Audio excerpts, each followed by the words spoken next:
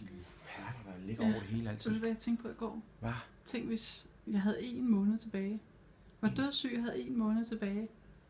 Jeg tror ikke engang, man ville rejse. Jamen, er du sikker på, at du er dødssyg, eller er du bare hyggesyg?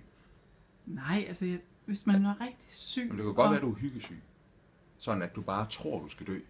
Nej, og så kommer alle fra familien og siger, du må ikke gå fra. Nej, det er ikke det, jeg snakker om. Jeg snakker bare om, hvis jeg blev rigtig alvorligt syg, hvis jeg har 1 måned tilbage. Altså, du vidste, det var slut.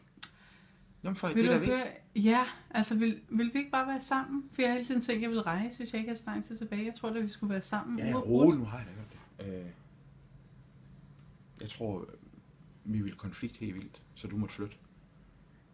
Nej. Ligesom et dyr, der gør. Ude i skoven og ligger så under en busk. Jamen helt seriøst. Du ved da, hvis jeg har influenza, hvordan behandler du mig? Ej, Jamen helt hvordan behandler du mig? Er det okay? Du vil ikke passe på mig, hvis du var i... Jo, selvfølgelig vil jeg da det. Men det er bare sådan, du ved, jeg vil passe på dig. Derfor vil jeg også gerne, hvis jeg ligger og har det skidt.